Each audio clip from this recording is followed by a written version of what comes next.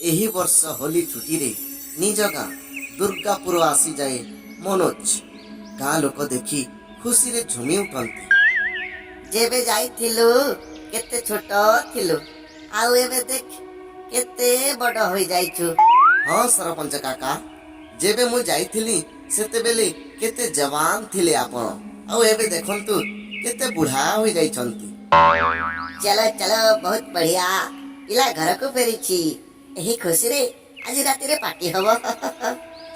ବାଃ, ବହୁତ ଭଲ। ଗାଁରେ କେବେଠୁ ପାର୍ଟି ହଉଛି? ହଁ, ଯଦି ପାର୍ଟିର କଥା କହୁଛ ଆଜିକାଲି କାହିଁ, ସିଧା ହୋଲି ଦିନ କରିବା। ହୋଲି କଥା ଶୁଣି ଗାଁ ଲୋକ ଚୁପ୍ ରୁହନ୍ତି, ଆଉ ଦୁଃଖର ଛାୟା ଛାଇ ହୋଇଯାଏ। ହେଲେ ଦେଖି ମନୋଜକୁ କିଛି ଅଲଗା ଲାଗେ। ତେବେ ସରପଞ୍ଚ କଥାକୁ ପଲଟାଇ ଦିଏ। ବହୁତ ଲେଟ୍ ହୋଇଗଲାଣି, ଚାଲ ଘରକୁ ଯିବା। ପାର୍ଟିର କଥା କାଲି ହବା। ମନୋଜ ମା ବାପା ସାଙ୍ଗେ ଘରକୁ ଫେରେ। ହୋଲି ପାର୍ଟି, ଗାଁ ଲୋକ ଚୁପଚାପ ରହିବା ଏବେ ବି ତା ମନରୁ ସେ କଥା ଯାଇନି। ବାପା, ହୋଲି ପାର୍ଟି କହିଥିବାରୁ ସବୁ ଲୋକ କାହିଁକି ଚୁପ୍ ରହିଲେ? ଆରେ ହୋଇଥିବ କିଛି, ମୁଁ କ'ଣ ଜାଣିବି? ମୁଁ କ'ଣ ଗାଁ ପଞ୍ଚାୟତକୁ ଯାଉଛି? ଥକି ଯାଇଛି। ଚାଲ ଶୋଇଯିବା, ପୁଣି କାଲି କଥା ହବା।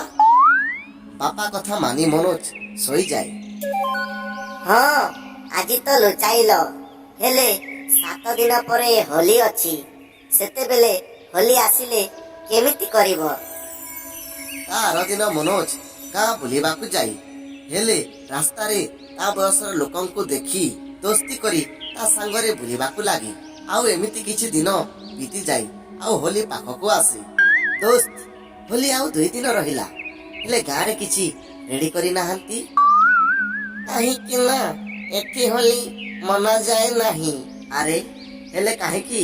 ଆରେ କାହିଁକି ନା ସେ ରାଜା ଭୂଷଣ। ଆରେ ତମେ 4 ଦିନ ପାଇଁ ଆସିଛ, ଆଉ ଏତେ କଥା କାହିଁ ଭାବୁଛ? ଚାଲ କିଛି ଖାଇନବା। ଏଥର ବି ସାଙ୍ଗ ମଧ୍ୟରେ ହୋଲି କଥାକୁ ନେଇ ମନୋଜ କିଛି ଭାବେ। ଆଉ ମନୋଜ ଘରକୁ ପହଞ୍ଚି ଇଣ୍ଟରନେଟରେ ନିଜ ଗାଁ ଆଉ ରାଜା ଭୂଷଣର ଜାନକାରୀ ବାହାର କରିବାକୁ ଲାଗେ। କ'ଣ ଏବେ ପର୍ଯ୍ୟନ୍ତ ମୁଁ ଜାଣିନଥିଲି ଏମିତି କଥା? ମୋତେ କେହି କହିଲେନି କାହିଁ?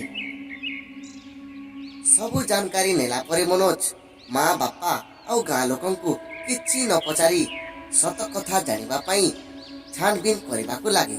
ଆଉ ଚାଲି ଚାଲି ରାଜା ଭୂଷଣ ରାଜମହଲ ପାଖକୁ ପହଞ୍ଚିଯାଏ। ଆରେ ବାଃ, କି ମହଲ! ତାମାନେ ଏଥିରେ ସତରେ କ'ଣ ଭୂତ ଅଛି? ଆରେ ଭୂତ ଭାଇ, କୋଉଠି ଅଛ? ଏ ବର୍ଷ ଆମେ ଗାଁରେ ହୋଲି ମାନୁଛୁ, କ'ଣ ଟିକେ ଆସି ଇଣ୍ଟରଭ୍ୟୁ ଦେବେ? ମନୋଜ ଏତିକି କହିଥିବାରୁ ଗାଁରେ ତୋଫାନ ଆସିଯାଏ, ଆଉ ରାଜମହଲରେ ଥିବା ସବୁ ସାମାନ ହଲିବାକୁ ଲାଗେ। ଗୋଟିଏ ଅଦ୍ଭୁତ ଶକ୍ତି ମନୋଜକୁ ଧକ୍କା ଦେଇ ଘରୁ ବାହାର କରିଦିଏ, ଆଉ କବାଟ ବନ୍ଦ କରିଦିଏ। ଏସବୁ ଦେଖି ମନୋଜ ଆଶ୍ଚର୍ଯ୍ୟ ହୁଏ। ଆରେ ବାଃ, ଏ କ'ଣ? ପବନ ମୋତେ ଧକ୍କା ଦେଇ ବାହାର କରିଦେଲା। ମୁଁ ଏଠି ଥାଉ ଥାଉ ଏ ଗାଁରେ କେବେ ବି ହୋଲି ମାନି ପାରିବ ନାହିଁ।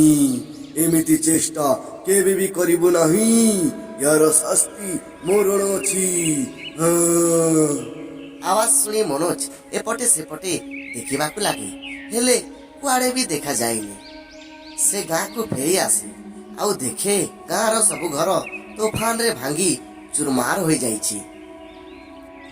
ଆରେ ଏତେ ତୋଫାନ ଆସିଲା କେମିତି? ନା କିଛି ମୌସମ ଥିଲା, ନା ଆମେ ହୋଲି ମାନିବାର କଥା ହେଉଥିଲୁ। ସରପଞ୍ଚର କଥାରେ କିଛି ନ କହି ମନୋଜ ଚୁପଚାପ ଘରକୁ ଫେରିଯାଏ।